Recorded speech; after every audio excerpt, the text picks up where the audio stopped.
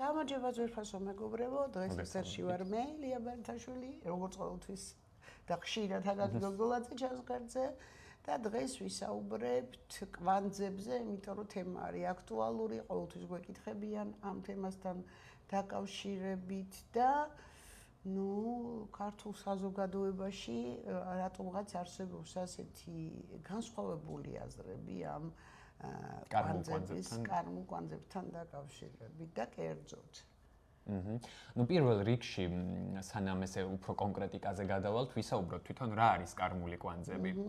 კარმული კვანძები აჩვენებს ადამიანის წინაინკარნაციულ გამოცდილებას და ეხლანდელ ამოცანას. ფიზიკურად კარმული კვანძები არის მთვარის ორბიტის გადაკვეთის წერტილები ეკლიპტიკაზე. ჩრდილოეთის კვანძი გვიჩვენებს ჩვენს ეხლანდელ კარმულ ამოცანას, რა აქვს ადამიანს დასამუშავებელი, რა აქვს შესასრულებელი და რა საკითხები აქვს ასათვისებელი ამ ცხოვრებაში. ხოლო დაღმავალი კვანძი გვიჩვენებს ჩვენს წინაინკარნაციულ წარსულ გამოცდილებას, რა პროგრამით მოვიდა ადამიანი, რა ნიჭებით მოვიდა ადამიანი. იქ ახლა ეს სიუჟეტი პოზიტიურია თუ ნეგატიურია, უნდა ვნახოთ ასპექტები კვანძების, კვანძის მართველი რა მდგომარეობაშია, თუმცა თავარი აზრი არის ის, რომ ბევრი ასტროლოგი თვლის, რომ ადამიანი უნდა თუ არ ითქვას სამხრეთ კვანძზე, დაღმავალ კვანძზე და უნდა წავიდეს აღმავალი კვანძისკენ. უნდა წავიდეს აღმავალი კვანძისკენ, მაგრამ აქ მაგალითის მოყვანა მინდა. აი წარმოიდგინეთ, რომ თქვენ ხართ ახალგაზრდა ბიზნესმენი, ბიზნესის აგება გინდათ და მამამ დაგიკტოვათ მემკვიდრეობა. და მაგრამ თქვენ ამბობთ, რომ არა, მე ეს მემკვიდრეობა არ მინდა, მე ჩემი ფულით მინდა ავაგო ეს ბიზნესი და არ მაინტერესებს საერთოდ ეს მემკვიდრეობა. ხო? ან ხო, გასაგებია, რომ ხუთი ნაბიჯით უკან ხართ. გასაგებია, რომ თქვენ რაღაცა პოტენციალს დაეყრდნობით, ხო? იმ პოტენციალს გამოიყენებთ, გასაგებია, რომ წინ გადადგმული ნაბიჯი იქნება. მეორე ვარიანტი შეიძლება მამა ვალები დაგიტოვოს. ესეც შესაძლებელია, მაგრამ ეხლა ოჯახის ვალები უნდა გაისტუმრო, ხო? აი ასეთი თემა. ეს ძალიან პრიმიტიულად და გამორტივებულად. ამიტომ ის რაც მოაქვს სამხრეთ კვანძს, ეს არის ჩვენი პოტენციალი. კარგი, ცუდი, დადებითი, უარყოფითი, ეს არის ნიჭები, რომელიც მოყვებათან, ეს არის ვალები, რომელიც მოყვება და უნდა დავასრულოთ. აქ ეს შანსია, რომ ის გავისტუმროთ, ის ძველი რაღაცეები, რაც დაუშვათ არ დავასრულეთ იქ.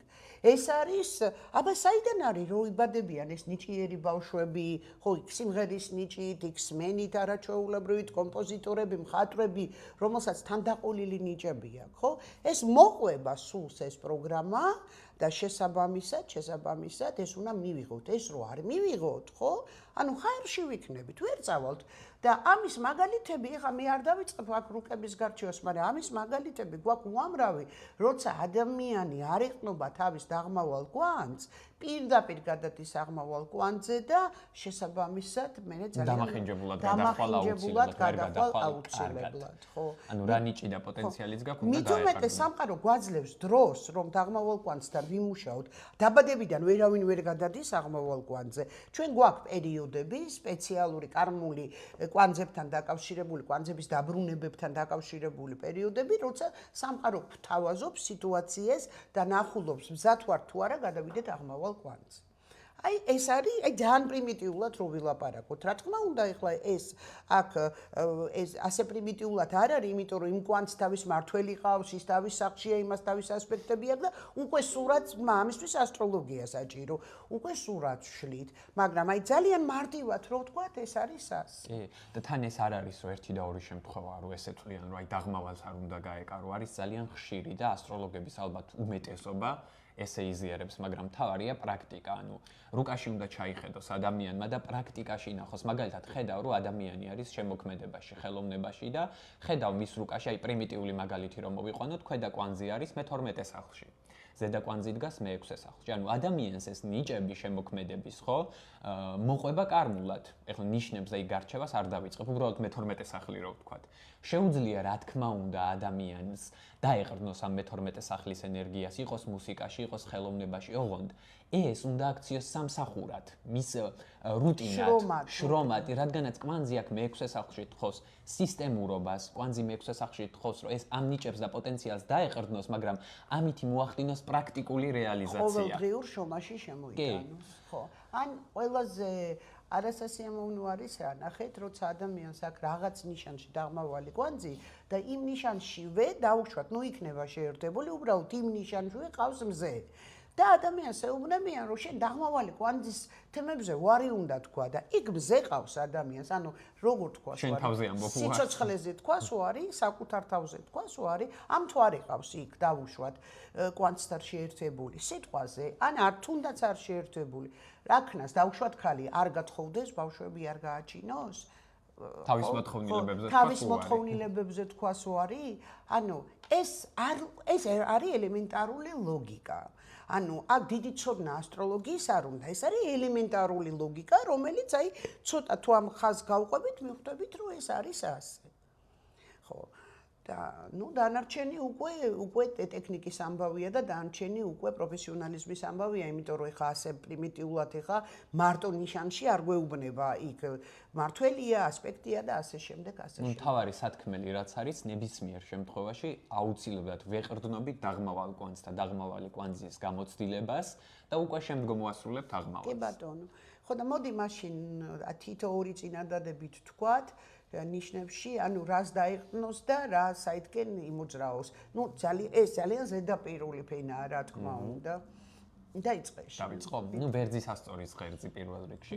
აღმავალი კვანძი ვერჩი, დაღმავალი კვანძი სასწორში. დაღმავალი კვანძი სასწორში მეტყველებს, რომ ადამიანი ოდესღაც იყო უფრო ჰარმონიული, მიჩვეული კომფორტს, უფრო შესაძლებელია ჰქონდა დიპლომატიასთან შეხება, შესაძლებელია იყო უფრო კომპრომისული, ორიენტირებული იყო საზოგადოების აზრებზე, პარტნიორულ ურთიერთობებზე, ზედმეტად ითვალისწინებდა სხვის პრიორიტეტებს. და ეხლა აღმავალი კვანძი როა ვერტში, ადამიანს ევალება, რომ უფრო მეტი აქცენტი გააკეთოს საკუთარ მეზე, საკუთარ თავზე, ისწავლოს საკუთარი მეს გამოვლინება, ისწავლოს საკუთარ თავზე კონცენტრაცია, დამოუკიდებლობა და რაღაცების საკუთარ თავზე აღება.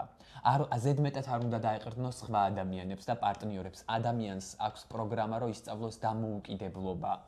ლიდერული პროგრამა. და ლიდერული თვისებები გამოიმუშაოს. პირველობაზე ჰქონდეს პრეტენზია, თვითგამოვლინებაზე ჰქონდეს ორიენტაცია და ასე შემდეგ. ელემენტი ვერტში ითხოვს თვითგამოვლინებას და პირიქით როცა არის დაღმავალი კვანძი არის ვერტში და აღმავალი კვანძი არის სასწორში, ანუ ეს იმაზე მეტყველებს, რომ ადამიანს აქვს უფლება თავისი ნების გამოყენების, მაგრამ უნდა ისწავლოს, აი ძალიან ერთი წინადადებით რო ვთქვა, უნდა ისწავლოს ჰარმონიზაცია თავის ნების, ანუ თავის ნების გამოყენება საზოგადოებაში, ადამიანებთან ურთიერთობებში ჰარმონიულად. აი ეს განა ის რომ არ უნდა იმოქმედოს, განა არა, პირიქით, თავის პირველობას უნდა დაეყნოს, თავის დამოუკიდებლობას უნდა დაეყნოს, მაგრამ გაწონასწორება უნდა ისწავლოს საზოგადოებასთან. ანუ უნდა გავიდეს კატეგორიებიდან მე მინდა, მე ვაკეთებ იმიტომ რომ მე მინდა, არამედ ისწავლოს გათვალისწინება სხვა ადამიანების. ანუ საკუთარი მეტი ზედმეტად არ შეაწუხოს სხვები. საკუთარი მეტი ზედმეტად არ შეაწუხოს სხვები, მაგრამ არც დათქუნოს საკუთარი მე. ხო, შეიძლება. დაღმავალი კვანძი მორიელში, აღმავალი კვანძი კუროში. ნუ დაღმავალი კვანძი მორიელში მეტყველებს, რომ ადამიანმა მიიღო ძალიან ინტენსიური ემოციური გამოცდილება, დაძაბული გამოცდილება. შეიძლება იყოს რაღაცა ომებში, შეიძლება იყოს რაღაცა მაგიურ სიტუაციებში. მოკლედ რო ვთქვათ, აი დაძაბული გამოცდილება აქვს მიღებული. და სულს ეხლა შინაგან დონეზე თითქოს აქვს მუდმივი დაძაბულობა ემოციურ დონეზე, უჭირს სიმშვიდე, უჭირს კომფორტი, უჭირს სიმყარე. ეხლა აღმავალი კვანძი კუროში მას თხოვს, რომ ისწავლოს მატერიალური თემებით სიამოვნებების მიღება, დამშვიდდეს, შედეგზე ორიენტირებული გახდეს, კომფორტით მატერიალური რაღაცების სიამოვნება მიიღოს და ისწავლოს. კუროს თემები, ანუ მატერიალური რაღაცები მიიღოს. ყველანაირი მიწიერი სიამოვნება. სიამოვნება, ასევე პრაქტიკულობა, პრაგმატულობა და ორიენტაცია რესურსების დაგროვებაზე. და თავისი ნიჭების გაღვიძებაზე. კურო ხელოვნების ნიშანია. ნიჭების და ნიჭების ანუ პრაქტიკულად გამოყენებაზე და აი ესე კარგი კვანძია მინდა ხო პირიქით როცა არის ანამიანი პირიქით უნდა გამოვიდეს აი ესე მარტივი მაგალითი რომ მოვიყვანო ხშირად დაღმავალი მორიელები არიან ეზოთერიკაში და ბევრ ასტროლოგს აი მეგობარს ყავს სიტყვაზე დაღმავალი მორიელში და უთქვავს არ გაეკარო ეზოთერიკას ასტროლოგიას მსგავსებებს იმიტომ რომ ეს დაფარული ცოდნაა რეალურად აქ რა უნდა ქნა შეგიძლია დაეყრდნო ამ შენ მაგიურ გამოცდილებას მაგიურ ცოდნას იმიტომ რომ იქ დაღმავალი მორიელში როა შეიძლება სულს აქვს ეს გამოცდილება მიღებული მაგრამ ამით იქ ჭირდება აუცილებლად კუროში რო ყავს კვანძი პრაქტიკული რეალიზაცია შენ რო ამით სიტყვაზე ფული იშოვნო მატერიასთან ურთიერთობა ისწავლო კომფორტი შექმნა რა კომფორტი შექმნა შენ რომ რა ქვია ეხლა რაღაცა იქ დაუშვათ იქ მაგიაში ხარ და რაღაც ხო არა ჩვეულებრივი აი ხო გინდა რიტუალები, მიწის რიტუალები გააკეთე, ბუნებაში გადი. ნახეთ, ბუნებასთან ახლოს მარტივი, გაამარტივეო ბუნებიან. მიიღე მატერიალური ცხოვრება მთელი თავისი სილამაზით. და შენ თუ ამ მორიალური თემებით ხვებზე ზრუნავ, ხვებს უქმნი კომფორტს, საკუთარ თავს უქმნი კომფორტს, ხო? ამ შვიდებს საკუთარ თავს პირიქით ეღრდნობი დაღმავალს, ამუშავებ აღმავალს. ძალიან მარტივი. პირიქით როცა არის, მაშინ ადამიანმა უნდა ისწავლოს ანუ როგორც ჩანს ადამიანს ქონდა ანუ ძალიან მატერიაზე მული იყო დაამუშავა ეს თემები ან რაღაცა დავალიანებით მოვიდა მაგ ყუროს თემებთან დაკავშირებით და ადამიანმა უნდა ჯერ შექმნას პირველ ნახევარში ან რაღაც ეტაპზე თავის ცხოვრებას ეს მატერიალური კეთილდღეობა და მე ისწავლოს გამოსვლა ამ კომფორტის ზონიდან ანუ ყველაზე დიდი საშიშროება ამ ადამიანების არის რომ უნდათ დარჩენა კომფორტის ზონაში უნდათ დარჩენა მხოლოდ ორიენტაცია მატერიალურ სამყაროზე, არავით არის სულიერება, საყოფაცხოვრებო თემებზე, არავით არის სულიერება და ნუ შესაბამისად ეს არ არის მათი. აი სულილებები უჭირთ ხშირად ეს ტრანსფორმაციული სულილებები, ტრანსფორმაცია, სულიერება, ანუ რაღაც ის ეზოთერიკის თემები, თუნდაც, ნუ აი ძალიან კარგია მაგალითად ამ კვანძის დატვირთვა ხელოვნებით, აი მორიელი წყლის ნიშანი ძალიან კარგია იქ ცეკვით, იქ ხელოვნებაში ძალიან კარგად იტვირთება კურო მორიელის ღერძი მაგალითად. რაც თავარია, ანუ ადამიანი მასშტაბური რაღაცებით უნდა დაინტერესდეს, ანუ ამ კომფორტის ზონიდან და საყოფაცხოვრებო თემებიდან უნდა გამოვიდეს. ცოტა ფული კი არა, ბევრი ფული. კი, ანუ ეს ამბიცია უნდა მოემატოს რა. საზოგადოებრივად სასარგებლო რაღაცები უნდა აკეთოს, იმიტომ რომ ანუ კურო არის ჩემი რესურსი. აი ჩემი რესურსი უნდა გამოვიყენო იმისთვის, რომ ანუ შევცვალო რაღაცა საზოგადოებაში. აი ესეთი თემაა. კარგი, შემდეგი. აღმავალი კვანძი ტყუპებში, დაღმავალი მშვილდოსანში. ჩემი კვანძები. ნუ დაღმავალი მშვილდოსანში მეტყველებს, რომ ადამიანს აქვს უმაღლესი ცოდნა მიღებული, უმაღლესი გამოცდილება.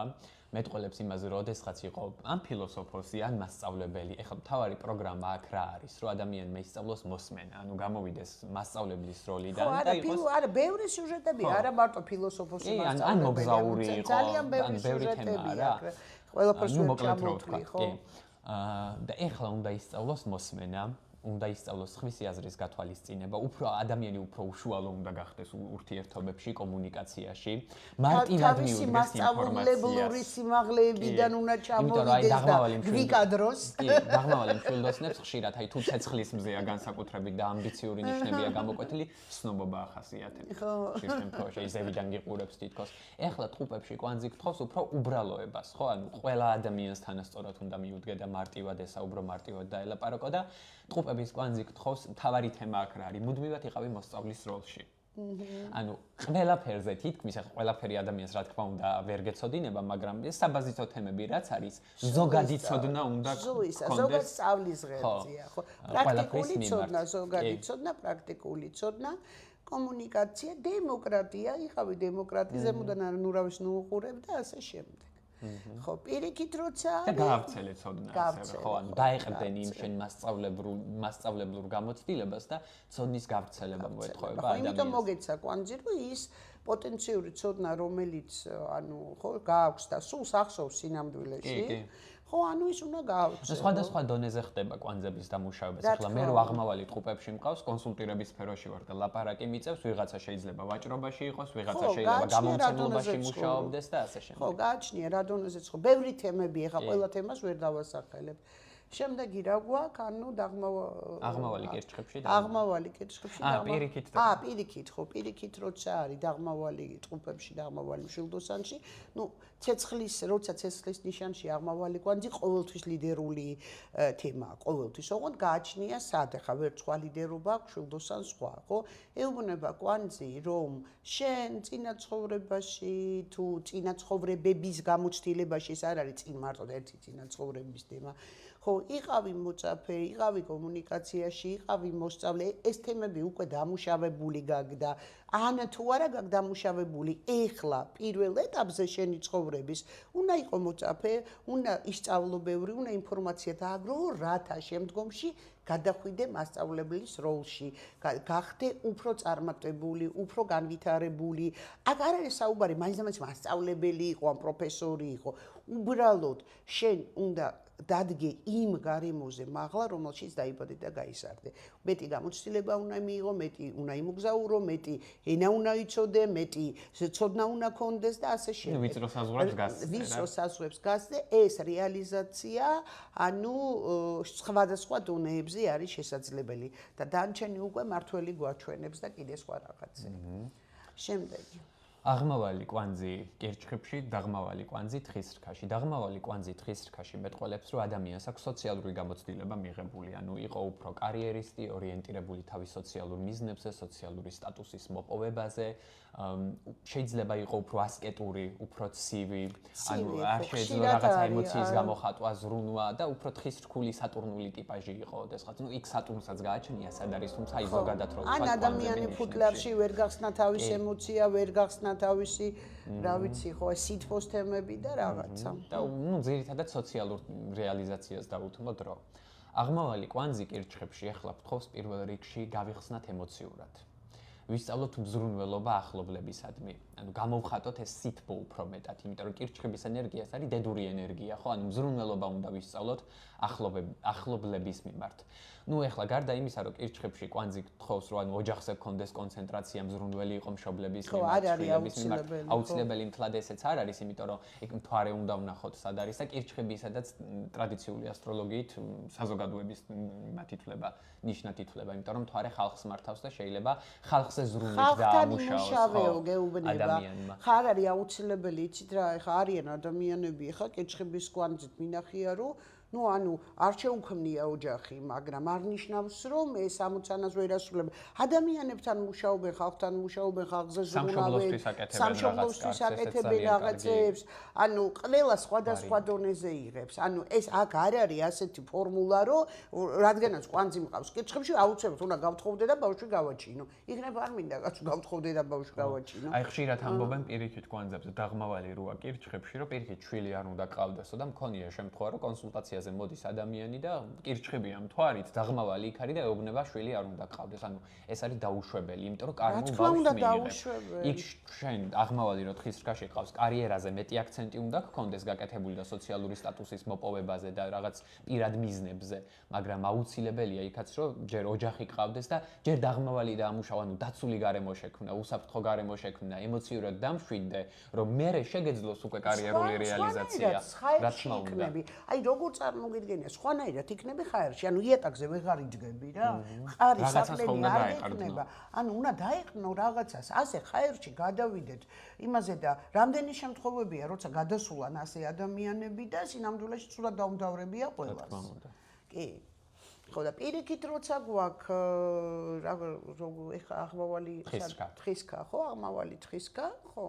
აღმავალი თხისკა იმას ნიშნავს, რომ ადამიანი უნდა დაიყნოს რას პირველ რიგში, ხო, თავის კირჩხების თემებს უნდა დაიყნოს თავის ვერ ვიტყოდი რომ ოჯახსაც, რა თქმა უნდა, ოჯახის თემებსაც, რა თქმა უნდა დაიყნოს ადამიანი, მაგრამ უნდა გადავიდეს, ნახეთ, მასშტაბურ აზროვნებაზე, მასშტაბურ თემებზე. თუ კირჩხების გამოცდილება მეტყველებს იმაზე, რომ როგორც ჩანს, ადრე ადამიანი ყველაფერს აღიქვავდა ძალიან ემოციურად, ძალიან შეიძლება ინტუიციურად, ხო, შეიძლება სუბიექტურად. ეხლა თხოვს, ანუ აქ არ არის კონკრეტულად თუ კარიერაში უნდა იყო, თუ იმაში უნდა იყო, თუ მეცნიერებაში უნდა იყო, ამაზე არ არის კონკრეტულად.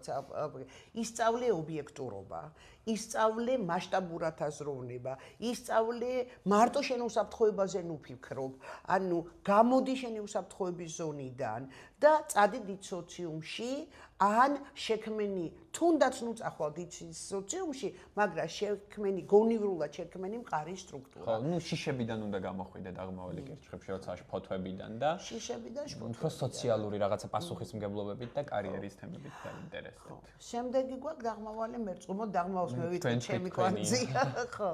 ნახეთ, მე მყავს დაღმავალი მერწყულში და ასტროლოგიაში ვარ, უკვე 30 წელია. Ну, არ ვიცი ხა, მე მგონია მეტნაკლებად შევდექი ასტროლოგიაში. ხო, აი პრაქტიკიდან ვნახოთ რა, ანუ მე მგონია შევდექი.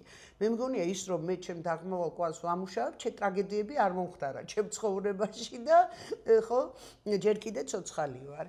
და კარგად გგზნობთ. ან მესამე სახლში ცოდნა. ანუ დაღმავალი კვანძი მერწყულში იმას ნიშნავს და ნახეთ მე როგორ მახსოვს, როგორ იყო ვაფშე, როგორ შევეხე ასტროლოგიას გეტყვით რა. ანუ რაღაცას ვეძებდი, რაღაცაა მინდოდა, ანუ ეს იყო სადღაც პირველ კურსზე ვსწავლობდი, ანუ რაღაცა, ოღონდ არ ვიცოდი რას ვეძებდი. შემხვდა რაღაც შტაინერი, გურჯიევი, ბლავაცკაია, ვიღაცებს ავიკითხე, არაფერი არ მოვიდა ჩემამდე. და პირველი წიგნი რომ შემხვდა ასტროლოგიური გადაქსერუქსებული და სიტყვები რო არ ეტყვებოდა, პირველი წინადადება რო წავიკითხე ვიცანი. ანუ ვიცანი ეს იმას ნიშნავს, რომ ეს ძველი ცოდნა იყო, ნახეთ, ანუ მოვიდა ეგრევე თვალები დავხუჭე და სიმბოლოები წამოვიდა თვალწინ. და ეს არის საყრდენი, ნახეთ, ეს არის საყრდენი და მხოლოდ ასტროლოგიაში მყარად ვიგრძენი თავი. მანამდე ხო ვიყავი მათემატიკაში. ხო, ანუ მიყვარდა მათემატიკა, მაგრამ ისე მყარად როგორც ასტროლოგიაში და მშვიდად ვიგრძენი თავი, ისე არსად არ ვიგრძენი. და აღმავალი კვანძი ლომში გეუბნება გლიდერული პროგრამა, გამოჩდიო, გახდი მასწავლებელი, ხო ვარ მასწავლებელი. გამოდი გააკეთე ლაივებიო, ხო ვაკეთებ ლაივებს. გადაეცი შენი ცოდნა, ანუ ჩირაღდანი გახდიო ვიღაცებისთვის, ანუ ხო, ლიდერული პროგრამები მაგას ნიშნავს. ეს არ დამკვიდრება ამ სფეროში. და თვითდამკვიდრება, ხო. ნუ კიდე ბევრი სფეროები ხა ძალიან ღმათ ვერ წავალ, ეხლა ლომის კვანძი ბევრ ამას კიდე ნიშნავს, ეხლა ძალიან ზედაპირულად გეუბნებით. არა, მაგრამ უბრალოდ გაჩვენებთ, რას ნიშნავს, რომ დაეყნოთ აღმავალ კვანძს და ანუ ეს არ ნიშნავს, რომ შენ თუ დაეყნობი დაღმავალს, აღმავალი კვანძისკენ ვერ წახვალ. არ ნიშნავს მაგას, არ ნიშნავს იმას, რომ დავუშვათ ადამიანს, ვისაც დაღმავალი კვანძი ყავს შულდოსანში, არ უნდა კონდეს უმაღლესი სკოლა სიტყვაზე. ან უნივერსიტეტში არ უნდა ჩააბარო. ან უნივერსიტეტში არ უნდა ჩააბარო. ეს ამას არ ნიშნავს. ნახეთ, ჩვენ ძალიან კარგად შეგვიძლია ღერძზე ბალანსირება გავაკეთოთ. კარი. ეხლა პირიქით თქვი შენ. აღმავალი კვანძი მერწყულში, დაღმავალი კვანძი ლომში. დაღმავალი კვანძი ლომში შესაძლებელია ერთ-ერთი სიუჟეტია, რომ ეტყველებდეს იმაზე, რომ ადამიანს ჰქონდეს ზედმეტი კონცენტრაცია საკუთარ თავზე. ანუ ადამიანს აქვს ლიდერული გამოცდილება, ყველაფერს შეიძლება აკეთებდა დამოუკიდებლად და მისი მე ძალიან დემონსტრაციულია ეხლა ამ ცხოვრებაში. შესაძლებელია ადამიანს უჭირდეს ეხლა ობიექტურობა, ადამიანს უჭირდეს კოლექტიურობა, ერთიანობა, იმიტომ რომ ლომის გამოცდილება აქვს მიღებული და ურჩევნია რაღაცები მარტომ გააკეთოს და მოუკიდებლად გააკეთოს. ხო, ანუ მეწული იმდენად კოლექტიურობას არ ნიშნავს, რამდენად ნიშნავს ობიექტურობას, ან კოლექტიურობა მაინც მე-11 სახლია რა. მერწყულში ეხლა კვანძი გთხოვს, რომ გავხდეთ უფრო ჰუმანურები. ადამიანურები, დემოკრატიულები, სიახლეების მიმართ ადამიანი მიმღები იყოს, საზოგადოებრივად უფრო გააქტიურდეს, საზოგადოების ნაწილად იგრძნოს თავი და არა ის, რომ აი მე გამოკვეთილი ვარ და მე მეფე ვარ. ეს არის ავტოკრატიის და დემოკრატიის დაპირისპირება, ნახეთ, ავტოკრატიის და დემოკრატიის ლომი და მერწყული და შესაბამისად, ანუ ისეთი თვისებები უნდა გამოიმუშაოს ადამიანმა, რომ ანუ აი უფრო დავარქვათ, რომ დემოკრატია, ანუ დემოკრატი ვინ არის, რომ თანასწორად უყურებს სხვებსაც, ხო? აი ეს თვისებები და ლომის კვანძებს არ აქვს ხოლმე. ნუ გააჩნია ხა მზე სად არის, მაგრამ ნუ ხო. ნუ ეს ნახეთ, როდესაც მაგალითად დაღმავალი ყავს ჰაერისტიკიაში და ისედაც ჰაერისტიკია დატვირთული გაქვს, ამ დროს უფრო დაღმავალი კვანძი ყვირის. და როდესაც სიტყვაზე ცეცხლისტიკიაში ყავს, მაგრამ ჰაერია დატვირთული, და ჰაერში აღმავალი, ხო, ესეთ ადამიანს უფრო მარტივად გამოდის კარმული ამოცანის შესრულება, იმიტომ რომ ბუნებრივად ხასიათში აქვს ეს თვისებები. საიდუმლოს გეტყვით, რომ კიდე ბევრი რაღაცეებია, ანუ ბევრი რაღაცეები უნდა ვნახოთ იმისთვის, რომ თქვათ, ანუ ვის გამოდის მარტივად გადასვლა, ვის არ გამოდის მარტივად, ვის ვალები აქვს, ვის ბონუსები აქვს, ანუ იქ ბევრი რაღაცა უნდა ინახოს კიდე. ხო, არა მარტო ტრადიციული ასტროლოგიით, არამედ სხვა მეთოდებით. დრაკონული მეთოდით და გვაქვს ამაზეც კურსიც და შეგიძლიათ ვისაც რა გაინტერესებს. ხო, ძალიან საინტერესოა, არაჩვეულებრივად საინტერესო თემებია და ხო, იმიტომ რომ იქ რაღაც სურათები იცვლება, ძალიან იცვლება სურათები, მაგრამ ნუ ახლა პირველადი ცოდნისთვის ესეც საკმარისია ხარ, რასაც გეუბნებით. და ბოლო დაგვრჩა, ხო, მიდის შენ. აღმავალი კვანძი თევზებში, არა პირიქით. აღმავალი კვანძი ქალწულში და აღმავალი კვანძი თევზებში. და აღმავალი კვანძი თევზებში მეტყველებს, რომ ადამიანის სული ოდესღაც მიყვებოდა დინებას. იყო უფრო ემოციური, იყო ძალიან ემპათიური და მთავარი რაც არის შესაძლებელია ზედმეტად გადავარნილი იყოს სულიერებაში. შეიძლება პირდაპირ ესე სულიერებაში არ იყო, მაგრამ აი ზედმეტად ეხმარება ხალხს. დათურ სამსახურს უწევს ადამიანებს. ამ სვერპლის როლშია მანიპულატორია. დაღმავალი თევზებში მეტყველებს, რომ ადამიანმა ეს პრაქტიკული მიწიერი გამოცდილება, რაც არის ქალწულის გამოცდილება, არ მიიღო. და ეხლა ევალება დაეყრდნოს თავის მენტალურ გამოცდილებას ტვინს პირველ რიგში. რაციონალური აზროვნება ისწავლოს, არ მიყვეს დინებას, ანუ ყველაფერი დეტალებში წვრილმანებში გათვალოს, ანუ ორგანიზებულობა ისწავლოს. ისწავლოს მატერიაზე კონცენტრაცია, ანუ უფრო პრაქტიკული და პრაგმატული გახდეს. აქ დაღმავალი თევზებში რო ადამიანს დახმარება უყვარს, მაგრამ ეხლა რას გთხოვს აღმავალი კვანძი ქალწულში, რო ეხმარები უკან რაღაც უნდა მიიღო, ანუ ზომიერ დონეზე, აი ძალიან მცირე დონეზე ამ დროს. აი მერკანტილურობაც თითქოს კარგია აღმავალი როცა ნუ ეხლა მე ძალიან ზომიერ დონეზე. სიტყვებს ხო ხვდები სიტყვების თამაშს ეხლა ანუ მერკანტილურობა ისეთი სიტყვაა ხო, მაგრამ კი რაღაცა რესურს რაში ცდებ, უკან უნდა მიიღო რაღაცა უცილებლად. ნახე რომ გაიგო მარტივად გეტყვით, ანუ ძალიან ხშირად ანუ ეხლა რასაც უყურებ პრაქტიკიდან, ხო? ადამიანს ვინც არის ხელოვნებაში, აი ოპერის მომღერლები, მუსიკოსები ძალიან ხშირად ყავს დაღმავალი კვანძი თევზებში. ან ეზოთერიკაში თუნდაც. ხო, მაგრამ აი იქ ძალიან კარგად ჩანს, ნახეთ, აი მუსიკაში და ხელოვნებაში, ანუ ნიჭით იბადება, თევზების ნიჭით, მუსიკალური ნიჭით იბადება, მაგრამ აღმავალი კვანძი ქალწულში მეტყველებს იმაზე, რომ უნდა იშრომოს. უნდა შრომა უნდა ისწავლოს, ან მიწიერი შრომა, ყოველდღიური რუტინა. უნდა ისწავლოს. თუ ამას ვერ გააკეთებს, გინდ ქონია ის ნიჭი და გინდ არ ქონია. ნიჭი დარჩება ნიჭად და მერე ეს აი ცუდი დამუშავება რა იქნება. ქართველი დედების ტრადიციული დახასიათება თავისშვილების ნიჭიერია და ზარმაცია. ეს იქნება. აი ცუდი დამუშავება რა იქნება. ნახეთ, აი როცა მართლა არასწორად მოქმედებს ადამიანი, ანუ ადამიანს ეს მუსიკალური ნიჭი აქვს. მღერის, რაღაცა როცა მოუნდება, მაშინ გადის კონცერტზე, როცა მოუნდება, მაშინ დაუკრავს იმაზე, ანუ დინებას მიყვება. შრომას ყოველდღიურ შრომას არ დებს. ხო, აი ეს იქნება დაღმავალზე ჯდომა და აქ უკვე სამყარო, როცა აღმავალზე არ გადადის ადამიანი, მართლა გაგვჭედავს, მართლა სირთულეებს წავაწყდებით, თუ ადამიანი მხოლოდ თევზებზე ზის და არ ამუშავებს ქალწულს არანაირად. ხო.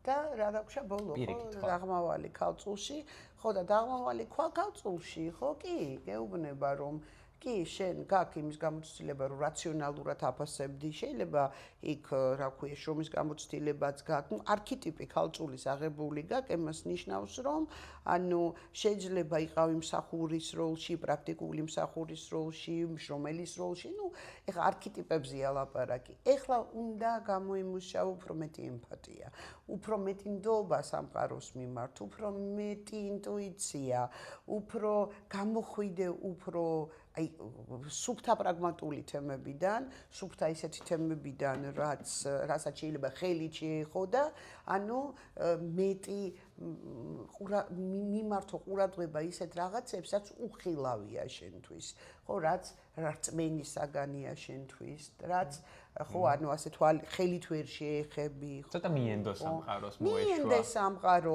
გახსენი საზღვრები, იმიტომ რომ ქალწული ძალიან ჩარჩოში მცხოვრები ნიშანია და თევზები ხო ძალიან ჩარჩოს გარეთ გასული, ხო?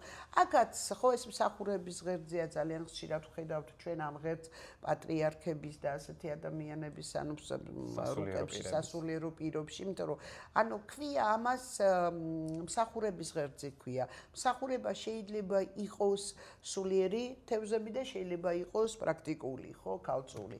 ხო და აი გეუბნებიან რომ აი გამოდი რაციონალური ხედვებიდან და შეხედე უფრო ფართედ სამყაროს. გააცნობიერო რომ მიწის მაღლაც არსებობს რაღაც. ხო, და მაშინ კარგად იქნება.